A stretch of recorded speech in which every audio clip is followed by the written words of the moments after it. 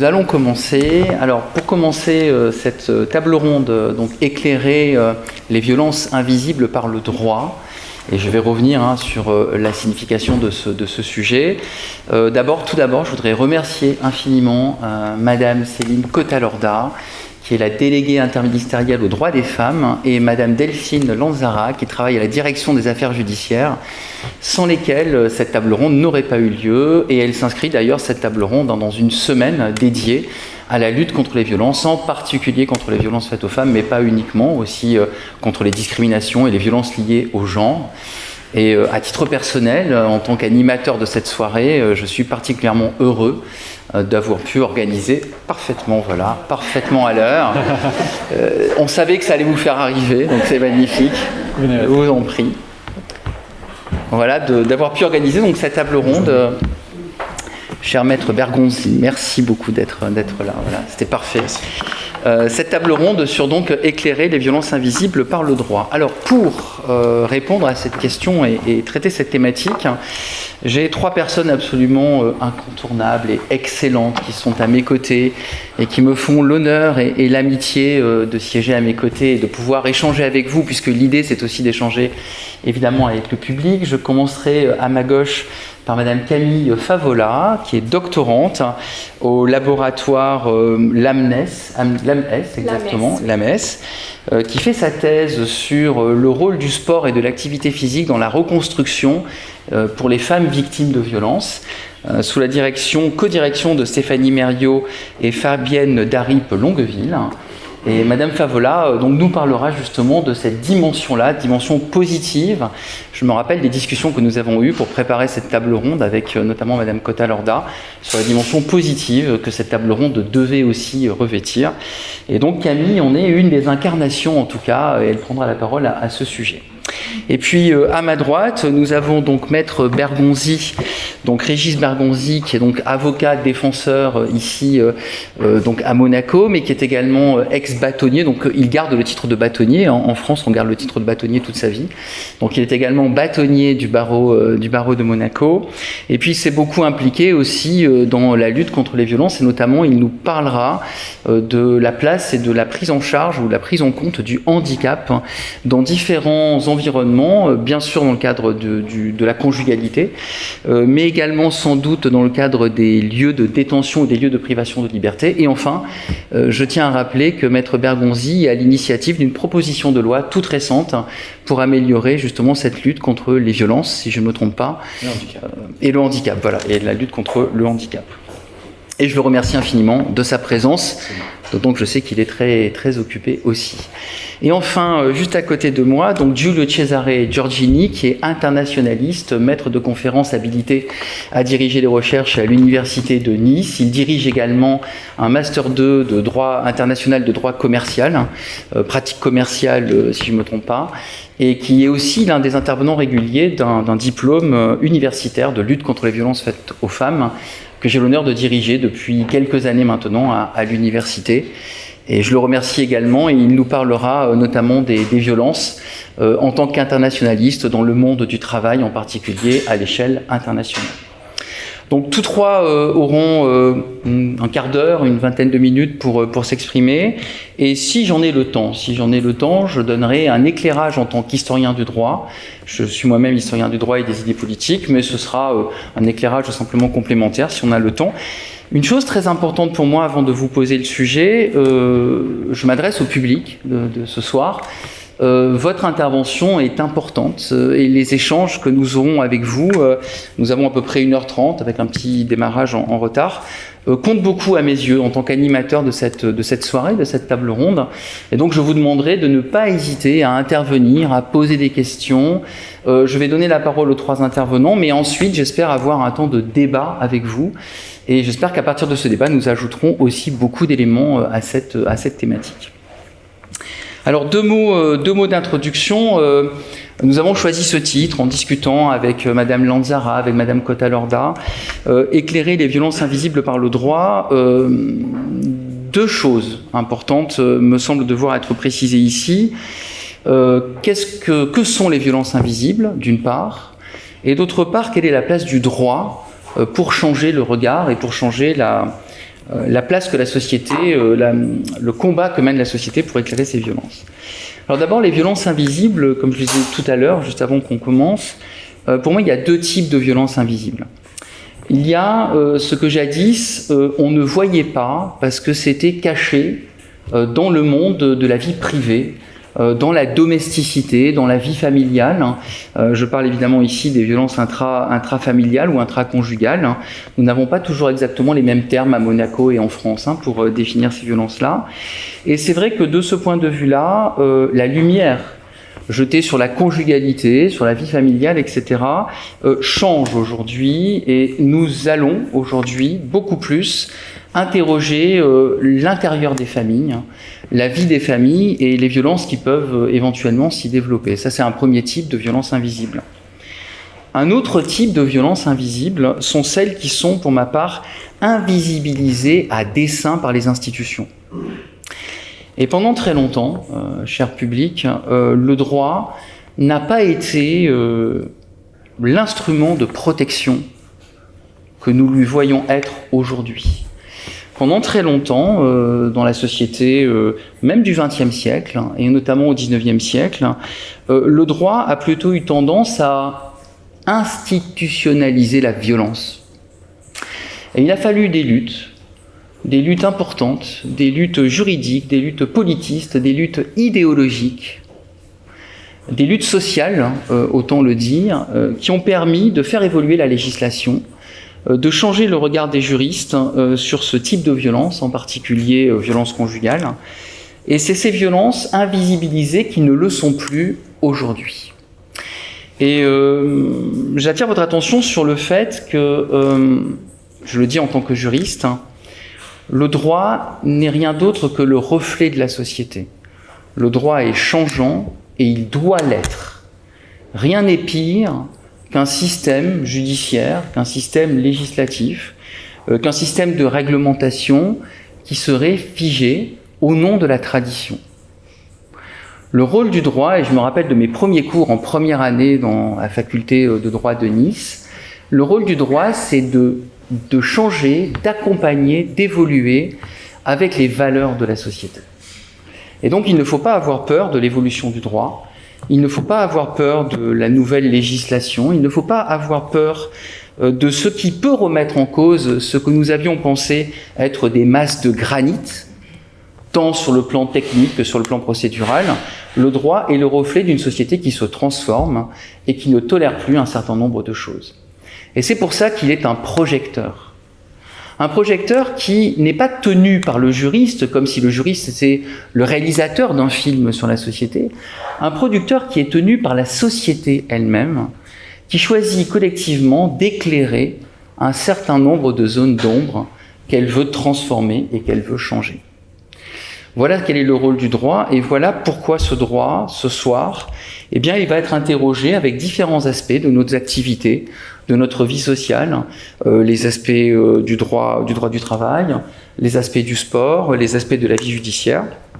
Et c'est ça qui compte pour moi, c'est de vous montrer comment nous, juristes, nous accompagnons cette transformation de la société et comment nous éclairons ces violences jadis invisibles par nos moyens techniques, puis nos convictions, et surtout notre place de citoyen et de citoyenne comme tous les autres membres de la société.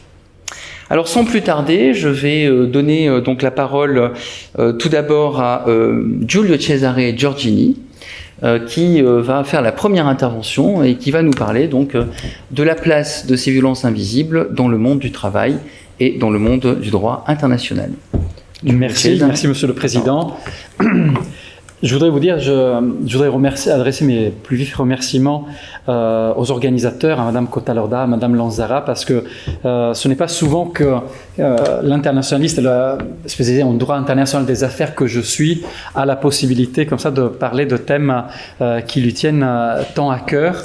Et qui aussi s'inscrivent, on le voit bien, vous avez entendu certainement les dernières annonces qui ont été faites en France, heureusement dans une dynamique qui semble aller dans le bon sens actuellement. Alors, il m'a été demandé d'évoquer la question du droit du travail et la manière dont le droit du travail finalement appréhende les violences invisibles. Et il faut dire que on le sait, le droit du travail est un droit ambigu, certains diraient même équivoque en fait.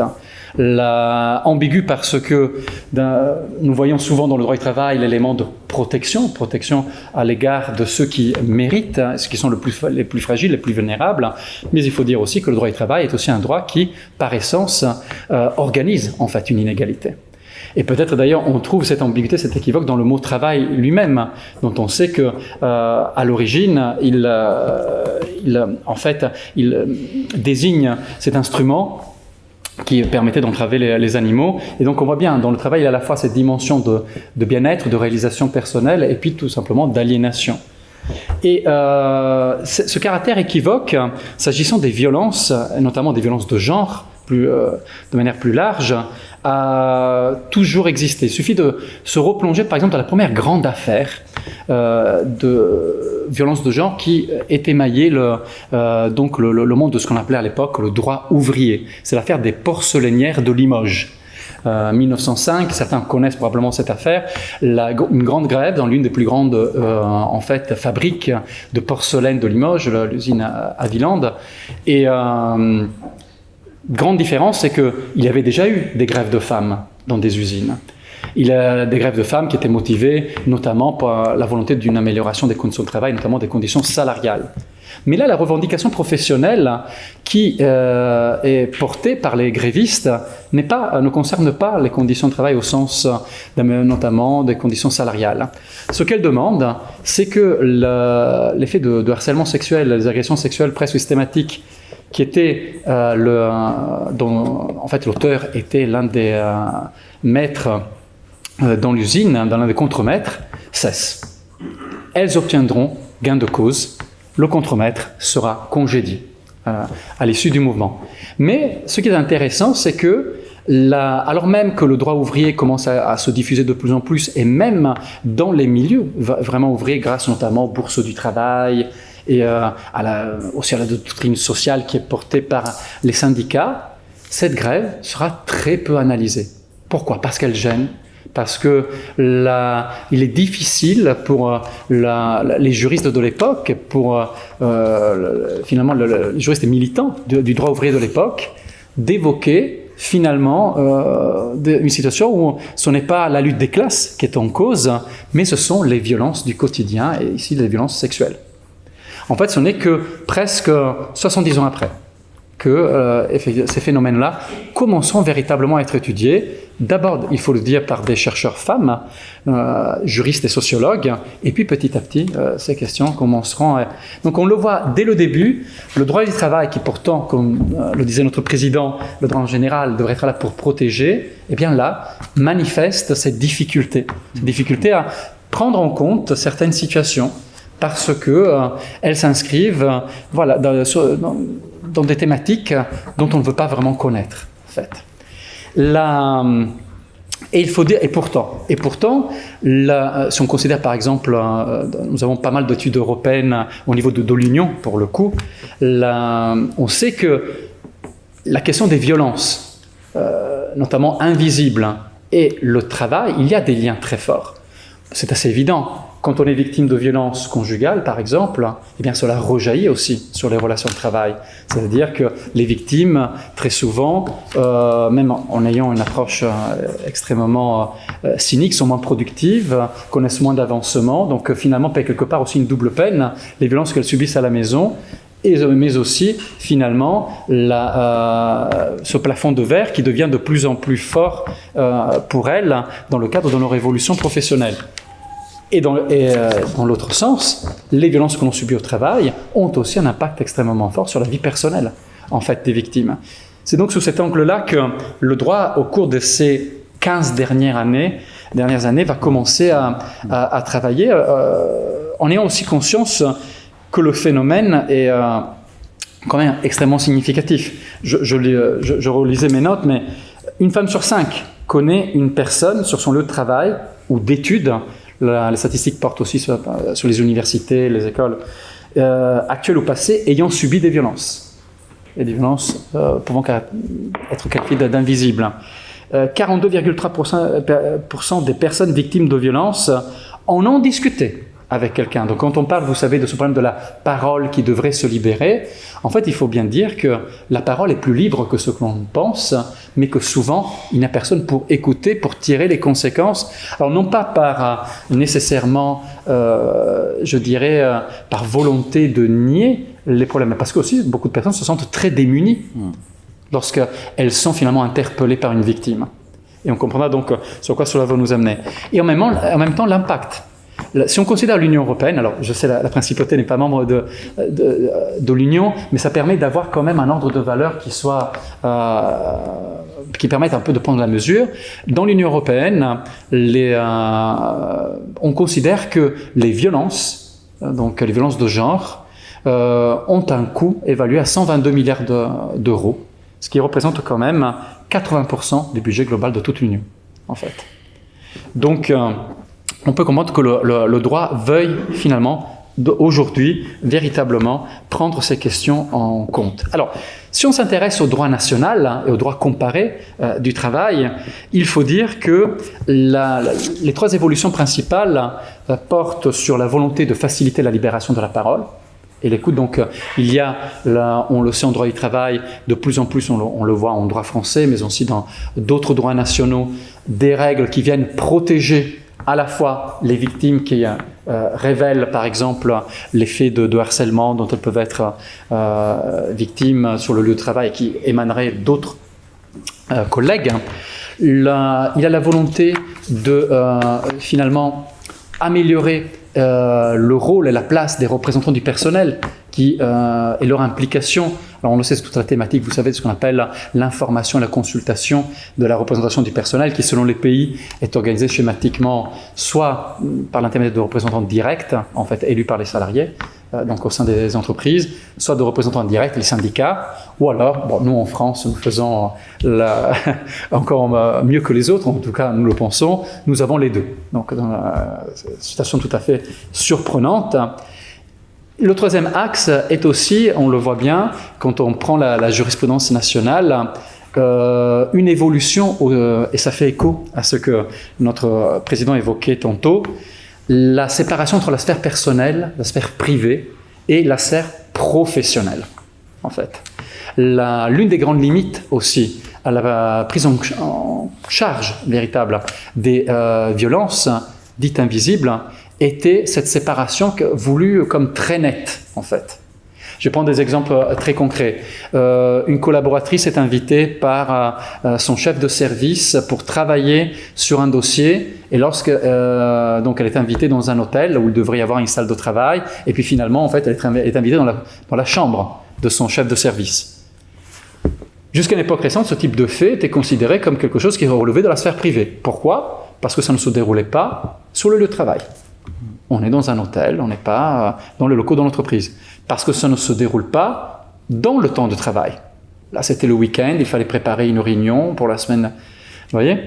Et pourtant, on le voit, c'est un mouvement jurisprudentiel qui connaît un certain écart dans plusieurs pays. Eh bien, effectivement, on va commencer progressivement à considérer que dès lors que certains faits qui relèveraient à première vue de la sphère personnelle ont un rattachement suffisamment significatif avec la sphère professionnelle, ils relèvent bien de la sphère professionnelle et peuvent être sanctionnés à ce titre, ce qui permet notamment à l'employeur lui-même de sanctionner ce type de comportement dans le cadre de son pouvoir disciplinaire, puisqu'il s'agit bien d'un manquement professionnel. Et ça, c'est aussi un phénomène très fort. Si on passe un peu au niveau supranational, il faut parler effectivement du droit européen, du Conseil de l'Europe. Alors, la principauté est membre aussi du Conseil de l'Europe, et je crois qu'il faut mentionner la Convention du Conseil de l'Europe sur la prévention et la lutte contre la violence à l'égard des femmes et la violence domestique, la Convention d'Istanbul, une convention de 2011, qui présente plusieurs intérêts. La France et Monaco y sont partis, toutes les deux.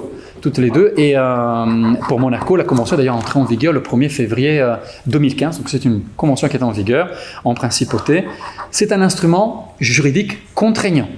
Donc, qui crée de vraies obligations pour les États parties. Et si je devais citer l'une des grandes avancées de cette convention, qui est en vigueur dans plus de 39 États de mémoire, aujourd'hui, elle nous offre l'une des premières définitions, en fait, de la violence à l'égard des femmes, des violences de genre. Donc, je vous la lis. Violence à l'égard des femmes doit être compris comme une violation des droits de l'homme et une forme de discrimination à l'égard des femmes, et désigne tous les actes de violence fondés sur le genre, donc, qui entraînent ou sont susceptibles d'entraîner pour les femmes des dommages ou souffrances de nature physique, sexuelle, psychologique ou économique, y compris la menace de se livrer à de tels actes. Donc on le voit, première définition internationale, j'évoquerai après celle d'une convention au niveau de l'OIT, qui marque véritablement la volonté de prendre en considération ces faits, et on le voit de la manière la plus large possible. Après, les axes, quels sont les axes de la Convention? Trois piliers qu'on retrouve dans beaucoup de politiques mises en œuvre par les États, en fait, en droit comparé. Sensibilisation. Il faut une prise de conscience, déjà, de la réalité des violences, et on revient un peu aux statistiques que j'évoquais il y a quelques minutes.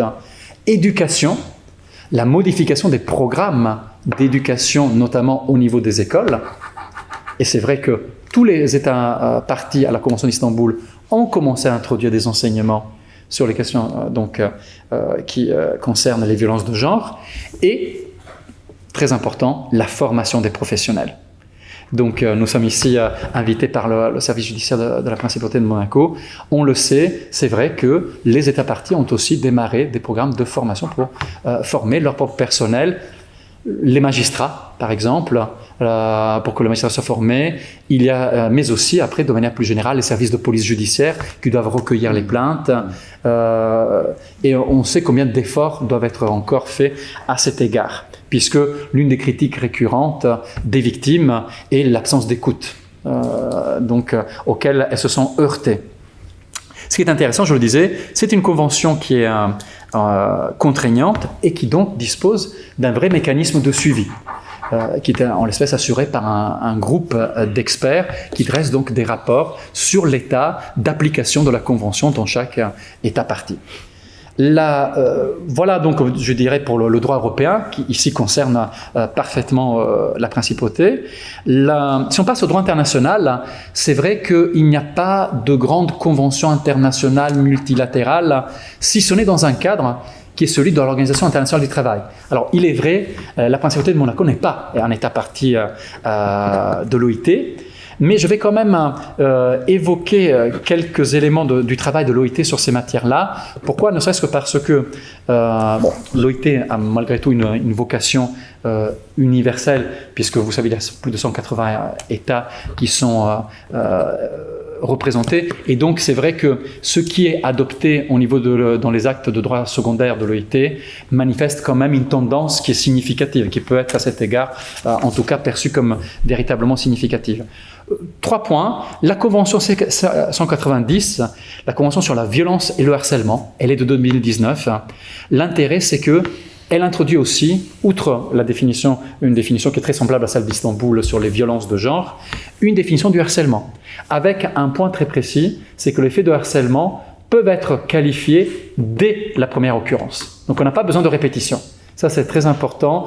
C'est une question qui est souvent en fait discutée au niveau des systèmes différents systèmes juridiques, différentes cultures juridiques. Est-ce que le harcèlement requiert une compétition? On commence tout de suite. Et là encore, 2 axes, la protection, la prévention, avec justement des mesures d'éducation, des mesures, en fait, des mécanismes incitatifs pour la recherche sur ces questions-là. Je terminerai en évoquant le travail de recherche qui est aussi mené. L'OIT, qui a fêté son centenaire en 2019, a placé justement ces questions-là comme thème essentiel de du centenaire, avec 2 programmes, Empowering Women at Work, donc donner du pouvoir aux femmes au travail, et qui est en fait une plateforme électronique de développement avec en fait des formations qui sont librement accessibles avec des modules courts de 45 minutes, des tests aussi qui peuvent être utilisés, diffusés dans les entreprises pour finalement faire une sorte d'auto-évaluation du traitement.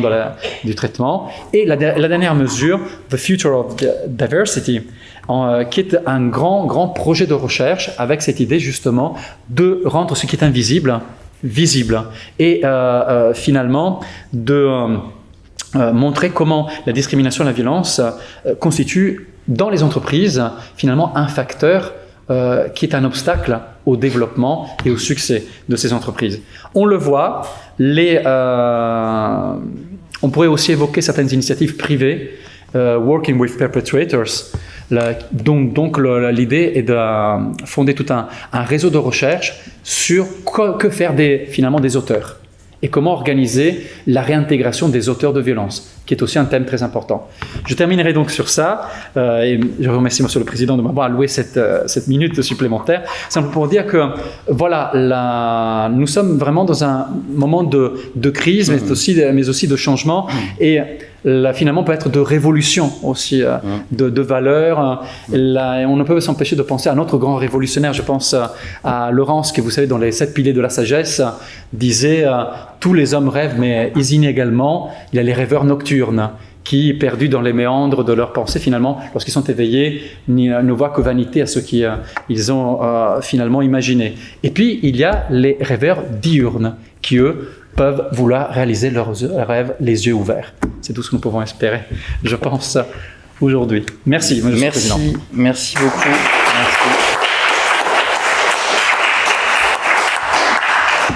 Merci, cher Giulio Cesare. Je vous propose de garder les questions pour la fin. J'imagine qu'il y en a déjà de nombreuses qui sont en train d'émerger. Juste un commentaire. 122 milliards, le coût des violences. 80% du budget de l'Union européenne. Si ça ne suffit pas comme argument à être frappant et impressionnant, en voilà un qui n'est pas souvent évoqué. Et puis, l'évolution de nos représentations est fondamentale. La société change et nous devons changer avec elle. Et c'est les représentations, cette fameuse césure entre vie privée et vie professionnelle doit être réinterrogée, comme beaucoup d'autres choses d'ailleurs, à la lumière de l'intelligence artificielle ou des algorithmes qui viennent aussi rencontrer ces violences-là. Quand on parle de violence invisible, on parle beaucoup de violence psychologique, car c'est vrai que la violence psychologique, elle est difficilement discernable. Et parfois, lorsqu'elle est discernable, ce n'est pas forcément par des professionnels et ça vient trop tard. Mais en même temps, il ne faut pas oublier la part importante du physique, du corps.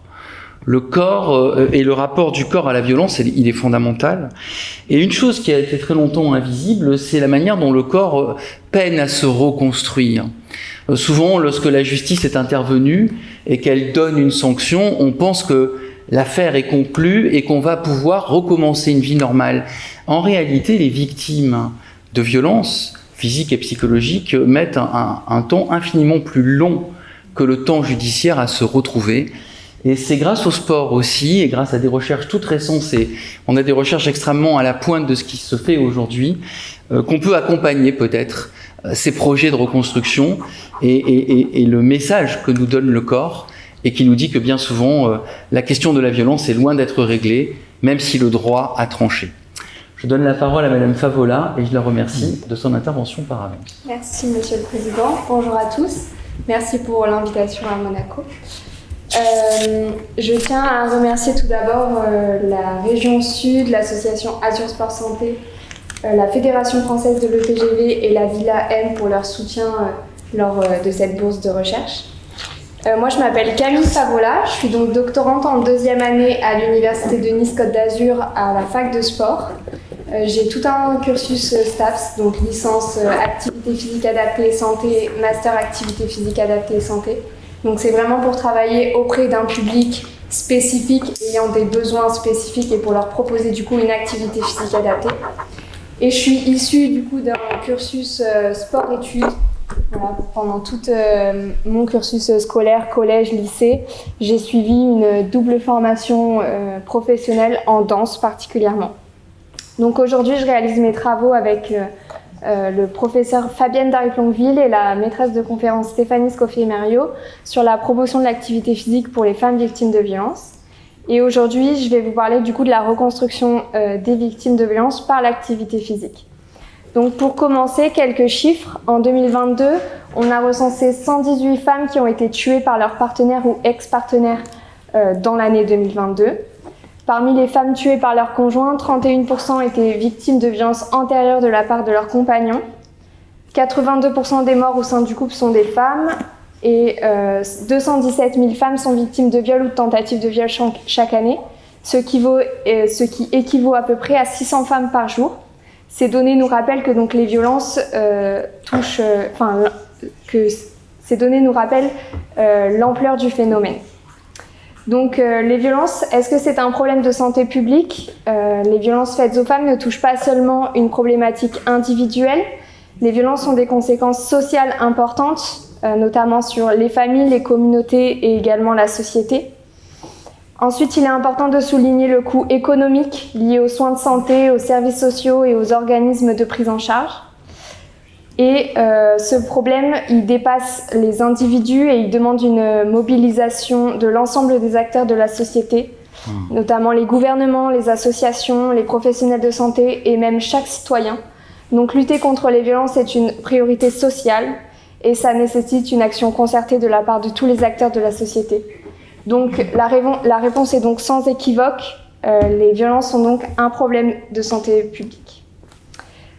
Les violences, en plus de ça, ont un impact profond et multiple sur la santé des victimes, touchant à la fois le corps et l'esprit. Les violences entraînent des douleurs chroniques et des symptômes physiques divers, souvent durables. Elles affectent gravement la santé mentale, provoquant anxiété, dépression, stress, troubles de stress post-traumatique, ainsi qu'une perception négative de soi. Les violences peuvent causer des problèmes au niveau de la santé reproductive, souvent négligés et méconnus. Les violences présentent un risque accru de développer des maladies ou des complications de santé. L'insomnie ou un sommeil de mauvaise qualité sont fréquents, aggravant les autres problèmes de santé également. Et enfin, les victimes développent souvent une vision pessimiste ou détériorée de leur propre santé, affectant la capacité à se rétablir et à accéder du coup aux soins de santé. Donc l'activité physique pourrait être un moyen d'aider justement ces victimes de violences. Or aujourd'hui, l'activité physique et les violences sont deux sujets très rarement associés. Parmi les interventions qui sont proposées, du coup, on pourrait leur proposer de l'activité physique. Or, selon une récente étude, on sait que le niveau d'activité physique des femmes victimes de violences est inférieur aux femmes de la population générale. L'activité physique, aujourd'hui, on le sait, elle a des effets bénéfiques sur la santé. Or, il y a une récente étude de Peeble et de collaborateurs qui ont étudié les barrières et les facilitateurs à l'engagement dans l'activité physique. Ils ont identifié des facteurs spécifiques à cette population. Or, ces deux études ne prennent pas appui sur un modèle théorique et des fondements théoriques. De plus, il n'existe pas d'outils permettant d'évaluer la pratique de l'activité physique pour cette population. Et on a encore on n'a pas assez, on n'a même pas du tout d'intervention qui soit adaptée au profil des victimes et à leur profil d'activité physique. C'est pourquoi les études qui existent sont uniquement descriptives et ne sont fondées sur aucun modèle théorique. Du coup, nous, on a décidé d'expliquer le mécanisme d'engagement des femmes victimes de violences au travers d'un modèle théorique qui expliquerait du coup les comportements de santé et le changement de comportement.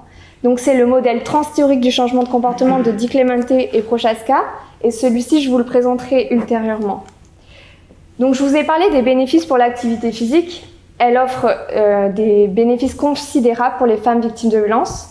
Elle contribue à réduire le stress, les symptômes de stress post-traumatique, tout en renforçant la confiance en soi et en favorisant un sentiment de bien-être. L'activité physique permet aux victimes de se reconcentrer sur leur corps et de se réapproprier leur corps, également suite au traumatisme qui a pu être un petit peu détérioré. Enfin, elle améliore la santé physique, notamment le système immunitaire, une meilleure qualité de sommeil et elle réduit le risque de développer des maladies chroniques. Et enfin, elle favorise la création de liens sociaux, elle réduit l'isolement et aide aussi à développer un sentiment d'appartenance. L'activité physique peut donc être un outil puissant pour la reconstruction des victimes, tant sur le plan individuel que collectif. Mais malgré tous ces bénéfices, il y a encore des barrières. Donc les barrières, elles peuvent être générales à la population générale, enfin elles peuvent être communes à la population générale, mais les femmes victimes de violences présentent également des facteurs spécifiques. Donc comprendre ces barrières est essentiel pour développer des solutions adaptées et pour permettre à ces femmes de bénéficier des bienfaits de l'activité physique et de reprendre du coup confiance en elles. Ces barrières et ces facilitateurs, elles évoluent en fonction du temps et en fonction de leur rapport également à l'activité physique.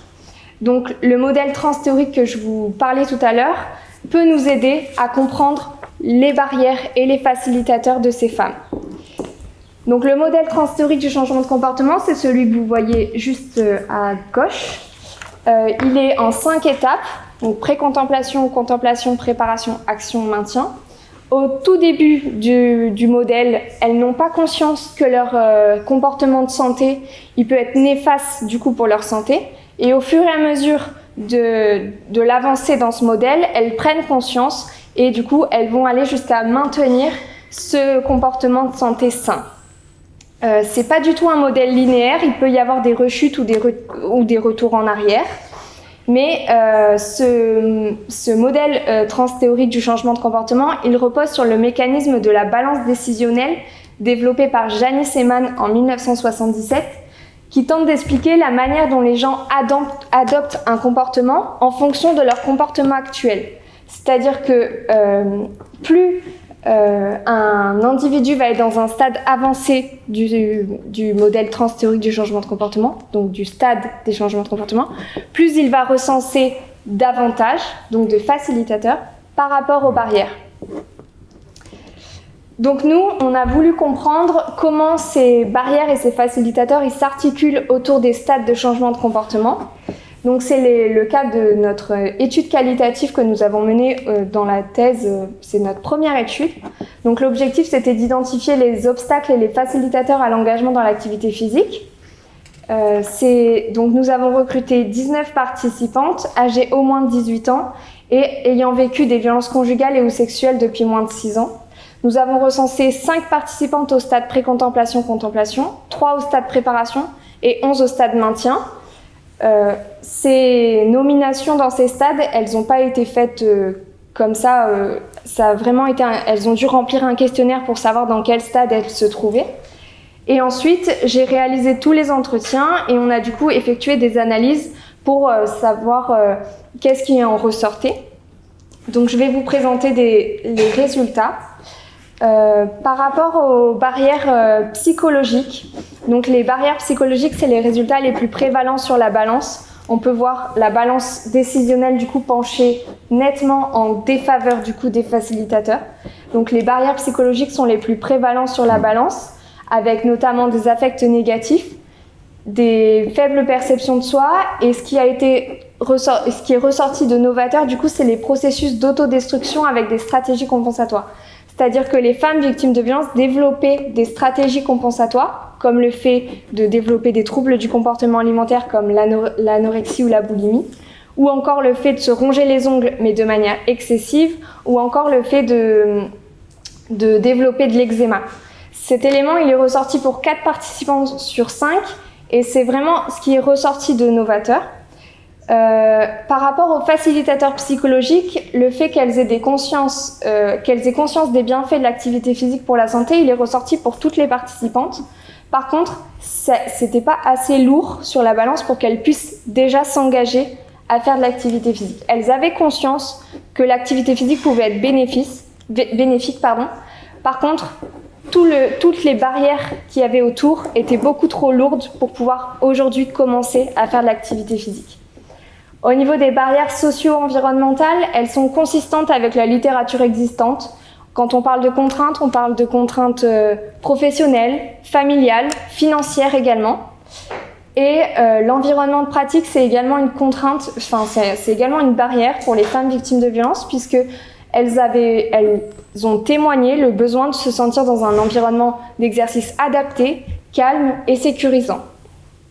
Par rapport aux barrières physiques, les blessures, comme je l'évoquais tout à l'heure au niveau de l'impact des femmes victimes de violences, c'est ressorti comme une barrière physique. Et le fait d'avoir pris du poids ou perdu du poids, ça les décourageait à s'engager dans une pratique d'activité physique, ce qui était du coup novateur et qui n'est jamais sorti dans une précédente étude. Par rapport au stade préparation, pareil, les facilitateurs psychologiques sont les résultats les plus lourds sur la balance. Les femmes victimes de violences, elles témoignaient le fait de vouloir faire de l'activité physique pour pouvoir se réfugier en fait dans le sport. Le fait également de vouloir faire de l'activité physique pour gagner confiance en soi et se réapproprier son corps, c'est vraiment ressorti aussi plusieurs fois et c'est vraiment consistant avec la littérature, ça a déjà été montré. Par contre, le fait de vouloir contrôler sa vie, c'est un facteur motivationnel qui n'a pas encore été montré. Et en fait, on l'a interprété comme facteur motivationnel qui viendrait compenser en fait les sentiments de perte de contrôle suite au traumatisme. Donc voilà, vraiment vouloir reprendre le contrôle de sa vie en faisant de l'activité physique, en se réappropriant son corps, en gagnant confiance en soi. Et du coup, en créant du coup des affects négatifs, des affects positifs vis-à-vis d'elle-même. La dimension socio-environnementale, elle est ressortie autant comme une barrière qu'un facilitateur, selon les participantes qui sont pourtant au même stade. Mais en fait, là, c'est juste selon les dires de la femme victime de violence, c'était soit elle manquait de soutien social pour pouvoir s'engager dans une pratique d'activité physique, soit elles avaient besoin de soutien social pour pouvoir s'engager dans une pratique d'activité physique, mais ce qui veut dire du coup la même chose. C'est vraiment ce rôle du soutien social qui est important pour pouvoir s'engager dans l'activité physique. Par rapport au stade maintien, les affects positifs jouent un rôle également très important. Ça jouerait sur le sentiment de bien-être, le plaisir, l'anxiété, le stress, la dépression. Et donc, du coup, tous ces affects positifs viendraient compenser toutes les affects négatifs qu'elle a pu avoir avant. Et en fait, comme c'est des indicateurs visibles, ou qu'elles ressentent, elles sentent qu'elles se sentent mieux, et ben c'est ce qui va du coup favoriser l'engagement d'une femme victime de violence. C'est vraiment, faut qu'elle sente que ça lui fait du bien, elle en a besoin, elle est moins déprimée, elle est moins stressée, elle a plus de plaisir, etc. Donc c'est vraiment tous ces indicateurs visibles qui vont faire qu'elle va pouvoir s'engager dans une pratique d'activité physique.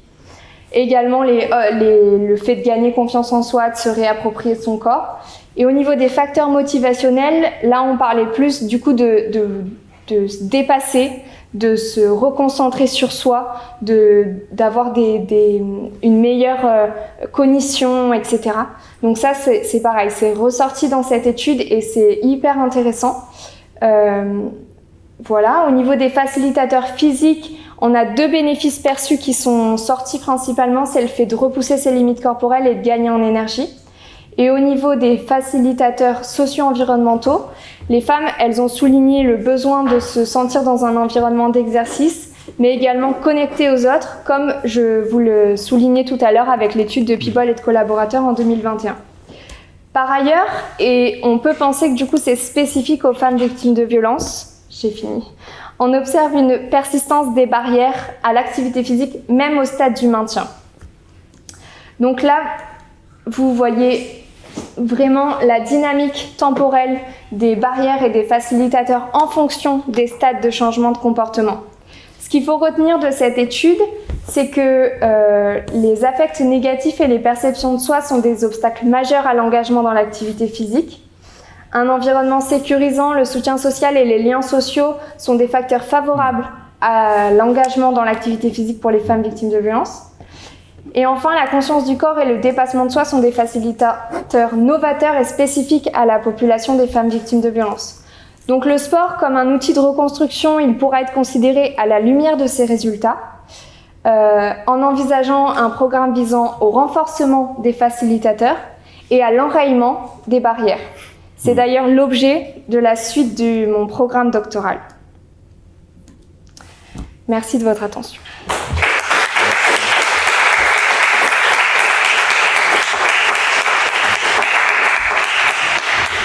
Merci beaucoup Camille Favola, vraiment de cette étude très, très précise. Alors, la dimension scientifique de l'étude de Camille est tout à fait claire. J'ai envie juste en un mot, avant de passer la parole à Maître Bergonzi, de citer deux choses en vous écoutant. Il faut que ça mobilise l'ensemble des acteurs de la société. D'accord ? Et j'ai aussi noté que quand on passe à un stade avancé, on voit plus les facilitateurs et moins les barrières. Donc nous n'y sommes pas encore dans notre société au stade avancé de la lutte contre les violences. Vous voyez ?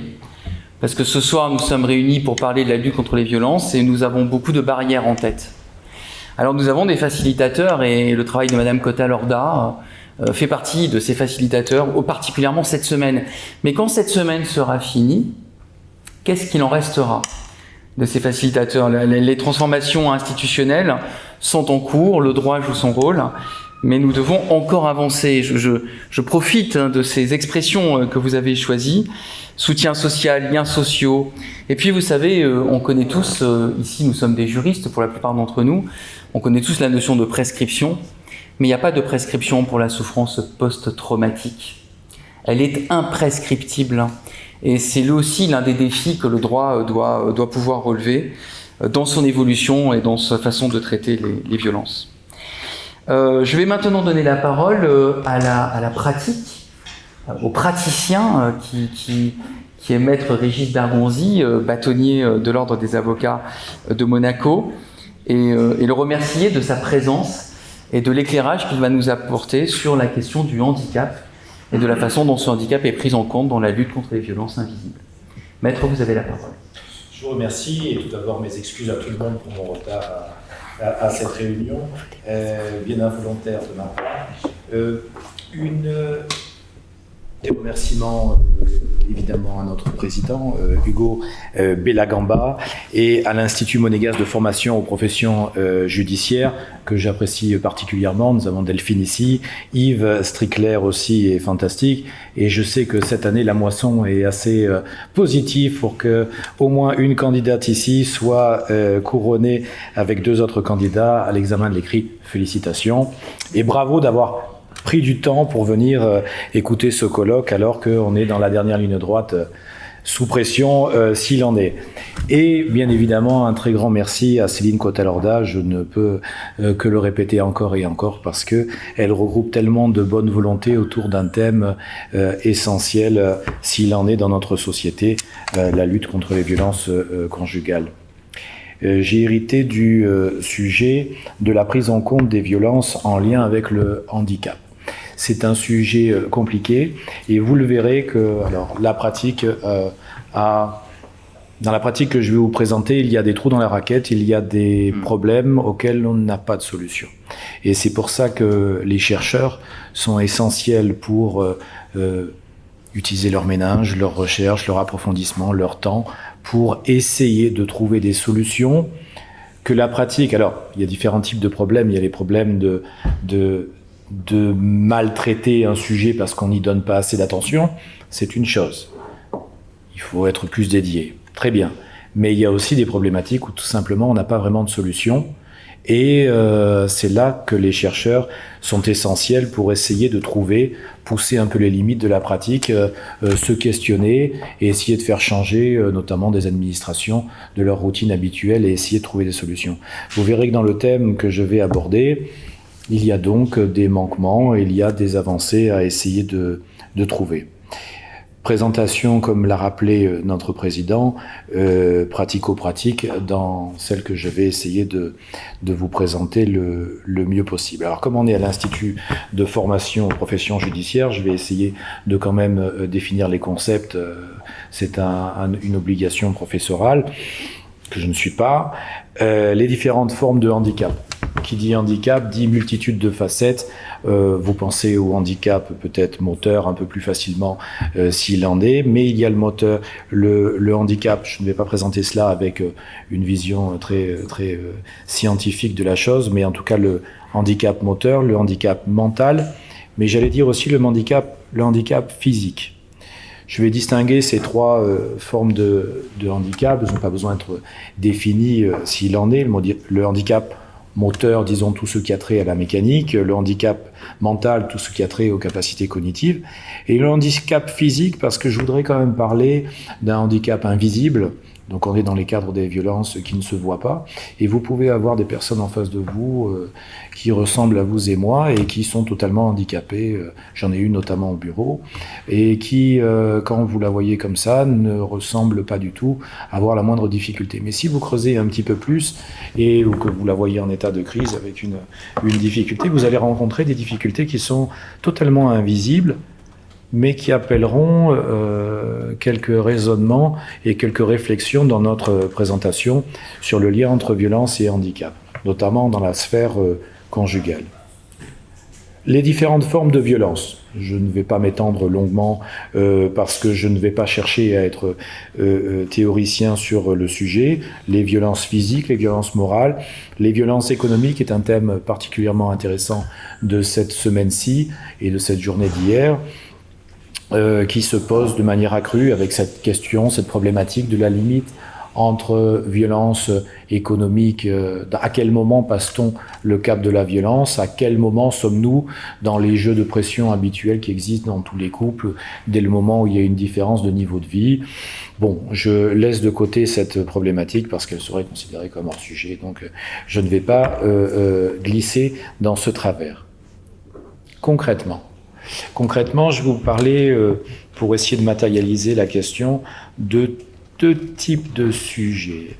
Une, celle du monde pénitentiaire, celui de la détention que j'ai bien connu pour avoir occupé au titre de Monaco durant 12 ans. C'est le maximum des mandats qu'il était possible d'accomplir pour le compte du Conseil de l'Europe au Comité européen de prévention de la torture. Donc nous parlerons du monde pénitentiaire. Et ensuite, de la vie de couple, qui est plus centré avec le cœur du sujet qui nous intéresse. Mais le monde pénitentiaire, je pense, est un bon départ pour permettre à tout un chacun ici de matérialiser les réalités sur lesquelles nous pouvons échanger. Le monde pénitentiaire, le CPT, le Comité européen de prévention de la torture, avait accès non pas simplement aux prisons et aux hôpitaux au commissariat de police, mais également aux hôpitaux psychiatriques. Et c'était un autre monde, c'était le monde de la psychiatrie, notamment celui des irresponsables pénaux. Les irresponsables pénaux, comme vous le savez, ce sont les personnes qui ont été considérées comme peut-être responsables civilement éventuellement, mais en tout cas pénalement ont été déclarées comme non dotées de la capacité de discernement pour être condamnées pénalement. Donc ce sont des patients, ce ne sont pas des détenus. Ce n'est pas un détail. Et dans ce monde-là, vous allez, alors ça ne veut pas dire du tout que ces gens-là vont être relâchés dans la nature. J'ai cru tout à l'heure, en entendant votre propos introductif, que vous alliez parler de l'évolution historique sur le droit, je pensais que vous alliez partir vers cette conception qui est passée d'un droit défense sociale. Vous avez par exemple l'exemple de la Belgique. Les établissements de défense sociale sont appelés ainsi et portent bien leur nom. On défend la société de l'irresponsable pénal qui, du coup, va être mis à la marge. Et j'ai eu l'occasion de beaucoup travailler sur cette problématique. Et puis, vers une évolution, la prise en charge, et ainsi de suite, qui a été parfaitement présentée. Dans le monde pénitentiaire, j'ai donc été amené à aller dans beaucoup de lieux concentrant des irresponsables pénaux avec des évolutions législatives, notamment en Italie, les REMS qui ont été créés à un moment donné, qui sont des instituts totalement civils et plus pénitentiaires. Et ça fait un monde dans la prise en charge, mais je m'égare un peu dans mon sujet, mais peu importe. La question du monde pénitentiaire, donc, c'est aussi d'avoir accès à des lieux qui ressemblent beaucoup à des prisons dans nombre de pays, concentrant des personnes irresponsables pénales et généralement handicapées pour la plupart. Et là, il y a eu deux réalités tout à fait frappantes qui m'ont marqué dans cette expérience passée. La première, c'est que la décorrélation, excusez-moi, entre la beauté physique éventuelle et la capacité cognitive des uns et des autres. Je vais être beaucoup plus concret. Je me rappelle de cet institut dans tel pays européen dans lequel il y avait une section porte ouverte. Et dedans, vous aviez un détenu qui était d'une autre nationalité que le pays considéré, qui était visiblement d'apparence physique très belle, mais qui avait une capacité cognitive extrêmement limitée, peut-être du 50 de QI ou quoi que ce soit. Et s'est posé toute une question sur les abus que subissait cette personne dans une section porte ouverte avec, vous l'imaginez bien, d'autres détenus irresponsables pénaux, peut-être portés sur des méfaits, mais qui souffraient d'autres travers que la personne considérait. Ça pouvait être la perversion, ça peut être beaucoup de choses, ça pouvait être toutes les problématiques psychiatriques qu'on peut imaginer. Et ces gens-là vivaient dans les mêmes sections portes ouvertes, avec le manque de moyens que connaissent toutes les institutions de détention en Europe. Rares sont les pays, comme à Monaco, où on a une telle dotation de personnel humain pour l'encadrement. C'est l'exception d'exception, mais le reste, le principe, il est continental, j'allais dire. Donc, premier point, cette décorrélation entre l'apparence physique versus la capacité cognitive et donc la capacité d'une personne à se défendre. Deuxième petit clin d'œil qu'un psychiatre qui m'accompagnait à ce moment-là m'avait dit attention, tu vas voir que tu peux avoir des personnes qui vont considérer qu'elles n'ont pas été violées, par exemple parce qu'elles ont reçu en échange une cigarette, un chocolat. Et donc, ça veut dire que dans leur entendement, il y a eu un deal consenti et tout à fait équilibré. Tout ça parce que la personne a une capacité cognitive extrêmement limitée, s'il en est. Donc là, ça vous permet de toucher un petit peu plus cette problématique.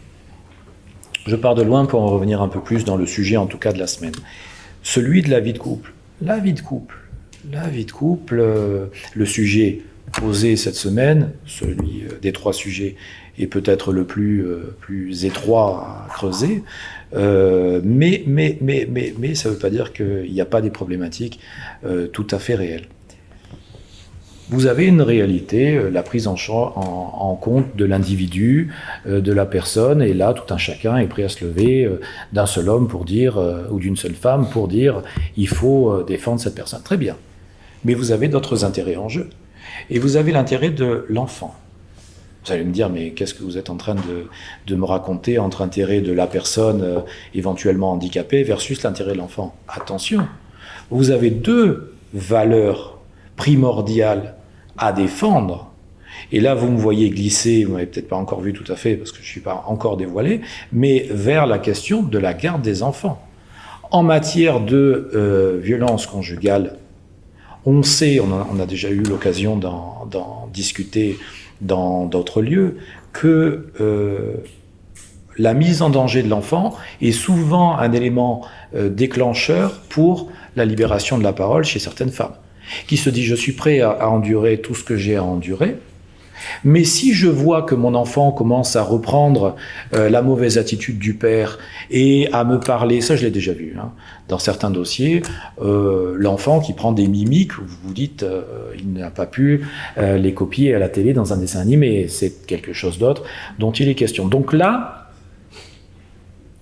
la mère peut se dire mon enfant va commencer à mal tourner, et je vais commencer à libérer ma parole. Mais revenons au handicap. Le juge, sur la question de la garde de l'enfant, qui est une question fondamentale dans la libération de la parole, le juge doit prendre une décision en fonction de l'intérêt de l'enfant, pas l'intérêt de la mère. Et donc, je ne rêve pas l'exemple que je vais vous donner. Vous pouvez avoir une personne qui va vous dire à son épouse est-ce que tu crois qu'un juge va te donner la garde de tes enfants alors que tu as un état de santé complètement chancelant.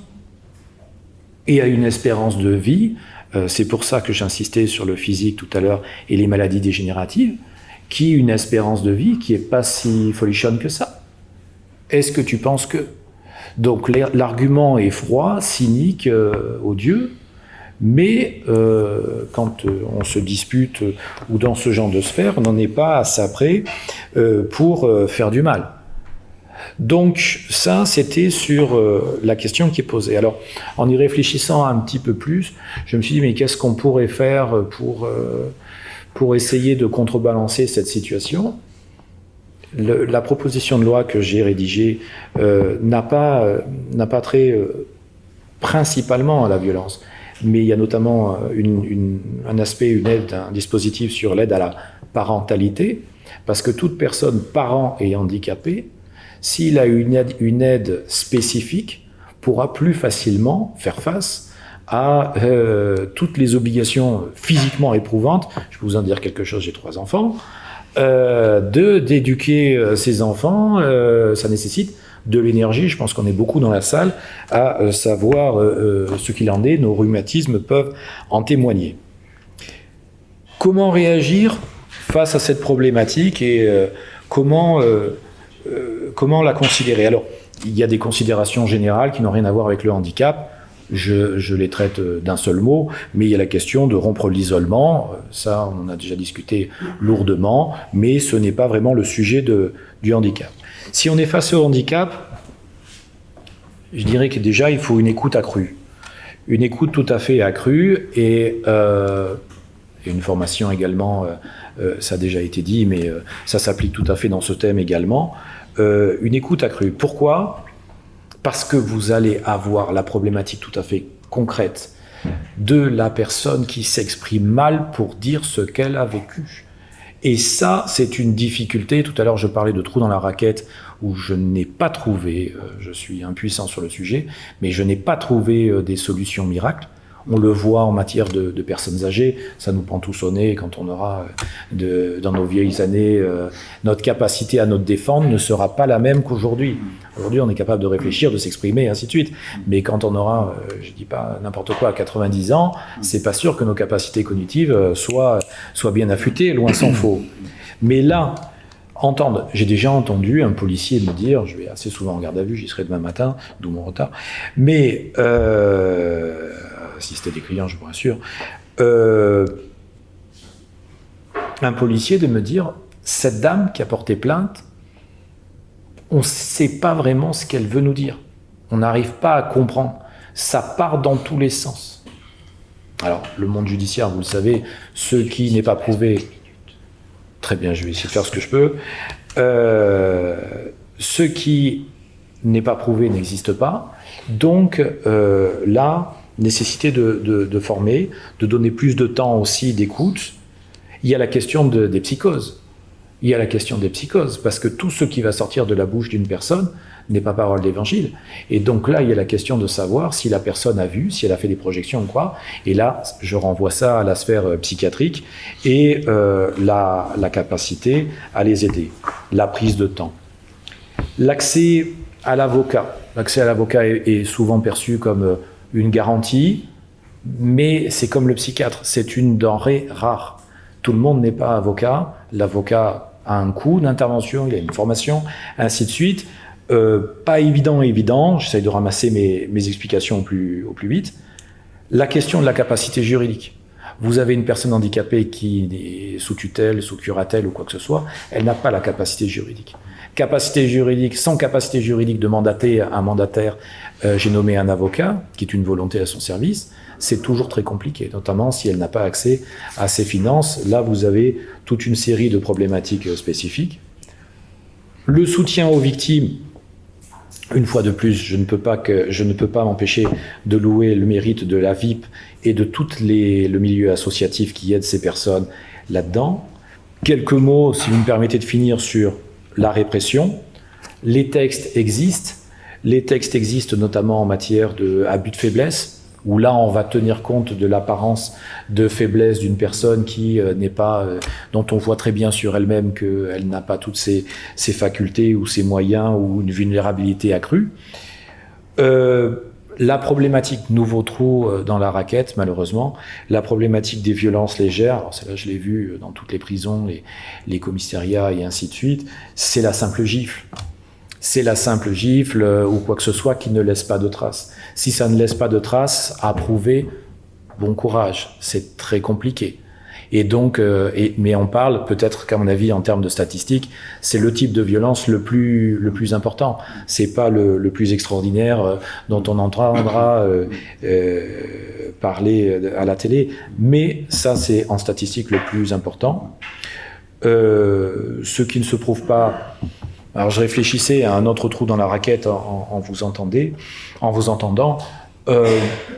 Peut-être il y a des solutions qui apparaissent, comme notamment, alors c'est plus en matière de droit du travail, est-ce qu'on doit étendre ça, mais notamment les faisceaux d'indices qui permet un renversement de la charge de la preuve à un certain moment donné, comme en matière de droit du travail. C'est peut-être une voie pour faciliter les choses, notamment en matière d'abus de faiblesse, pour faciliter la répression. Voilà, je vous remercie. Merci.